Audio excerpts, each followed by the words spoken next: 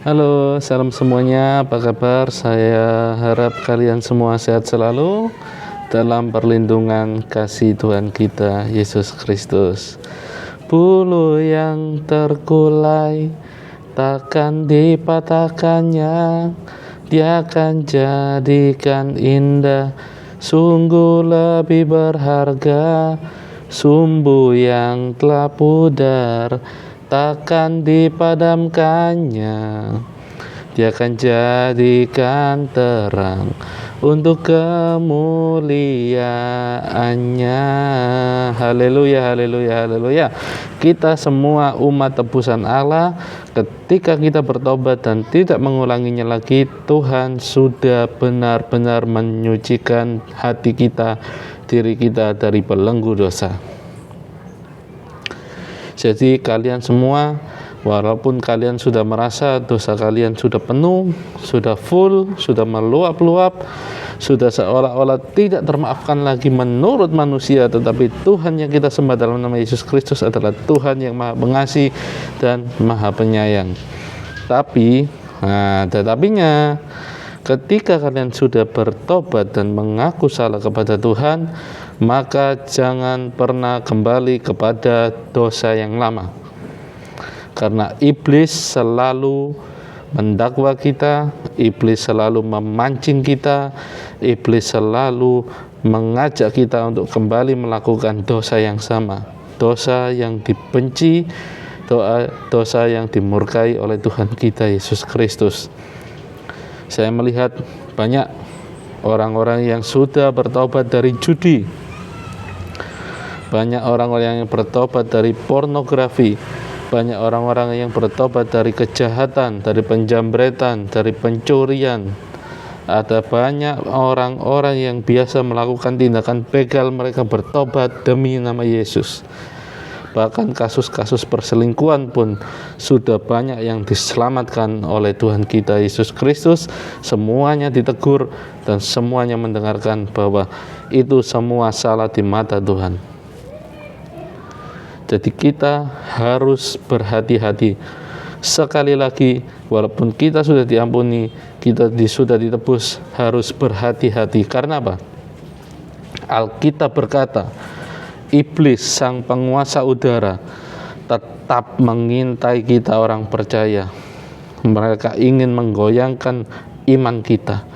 Mereka ingin meruntuhkan kepercayaan kita. Mereka ingin meruntuhkan kesucian dan kekudusan yang sudah Tuhan berikan kepada kita setelah kita bertobat.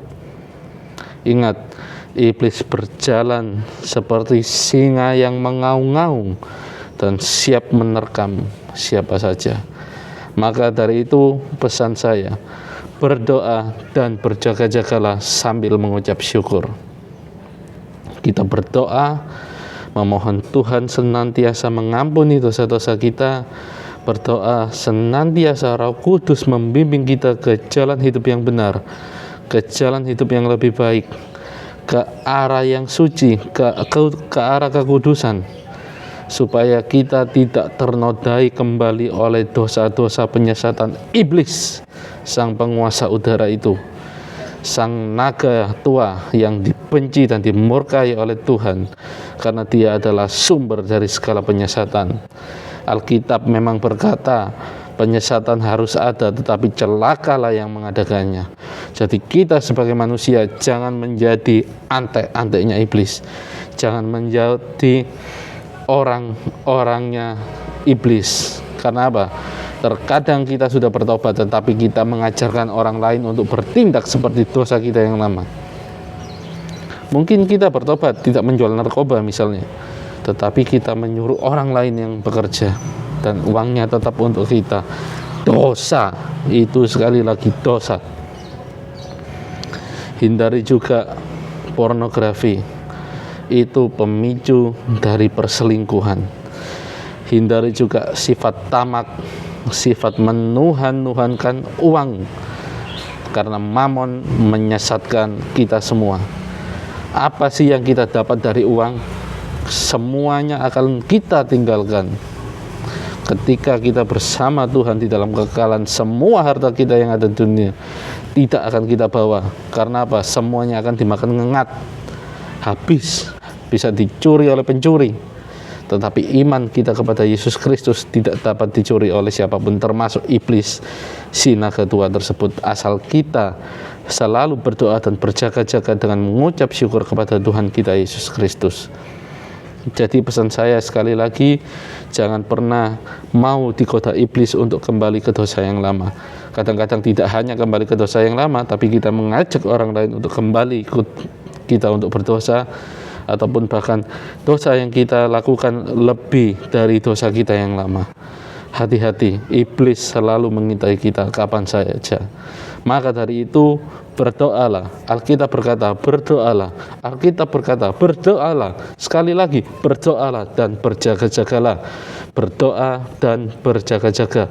Karena iblis mengitari kamu, mengelilingi kamu seperti singa yang mengaum-ngaum dan siap menerkam kamu kapan saja. Maka dari itu, dekatkan dirimu kepada Tuhan, bersimpu dan duduk di bawah kaki Tuhan untuk mendengarkan setiap firman yang keluar dari mulutnya melalui Alkitab, melalui gembala-gembala Tuhan, melalui pendeta dan pastor-pastor yang sudah berkhotbah demi kemuliaan dan kebenaran Injil firman Tuhan. Saya berterima kasih sejak masa pandemi ini banyak sekali khotbah-khotbah via online di mana gereja-gereja tutup. Iblis menutupnya dengan pandemi, menutup meja-meja dan mimbar-mimbar gereja. Tetapi Tuhan menyingkapkannya semua menjadi new normal, di mana kita bisa bergereja secara online, di mana firman Tuhan disebarkan dengan luasnya melalui media sosial, melalui Instagram, melalui Facebook, melalui YouTube, dan melalui apapun juga platform media sosial yang ada. Maka dari itu, saya juga berpesan kepada Anda, sebarkanlah firman Tuhan. Setelah Anda bertobat ataupun Anda orang yang saleh dan yang baik, tetap kibarkan, tetap sebarkan firman Tuhan kemanapun. Karena Tuhan sudah berkata sebelum dia naik ke surga, jadikanlah segala bangsa adalah muridku. Dia berkata seperti itu, muridku adalah muridnya Tuhan Yesus Kristus. Muridnya Yesus Kristus adalah umat kesayangan Bapa, umat kesayangan Jehovah Jireh, Tuhan yang menyediakan. Jadi jangan pernah kita berpaling kepada Tuhan yang lain, apalagi berpaling untuk menyembah iblis, berhala, dan juga ilah-ilah lain yang tidak sama sekali ada di dalam iman Kristen. Tinggalkan apapun yang di luar kekristenan, buang jauh-jauh, jangan mendengar, jangan membaca, apalagi menindaklanjuti ajaran-ajaran di luar kekristenan. Saya berkata seperti ini bukan saya keras menegur Anda, tetapi saya juga pernah berdosa seperti Anda. Saya ingin bertobat dan mengubah jalan hidup saya ke arah yang lebih baik, mengabarkan firman Tuhan kepada siapapun supaya semakin banyak umat yang diselamatkan. Ketika nanti hari kesudahannya, ketika nanti hari penghakimannya, sudah banyak orang-orang Kristen yang diselamatkan, menerima jubah kemuliaan dan mahkota keselamatan dari Tuhan kita Yesus Kristus, dan nama kita tertulis di dalam kitab kehidupan. Terima kasih. Tuhan senantiasa memberkati kita, memberi kita kesehatan, umur yang panjang, dan juga rezeki yang berlimpah daripada Tuhan kita Yesus Kristus, karena Dialah Tuhan yang maha segalanya, Tuhan yang maha kaya, maha kasih, maha penyembuh, Raja damai. Oke, sekian dari saya. Shalom alaihim, Bisem Hamasya. Tuhan Yesus memberkati pelayanan kita semua. Amin. Haleluya.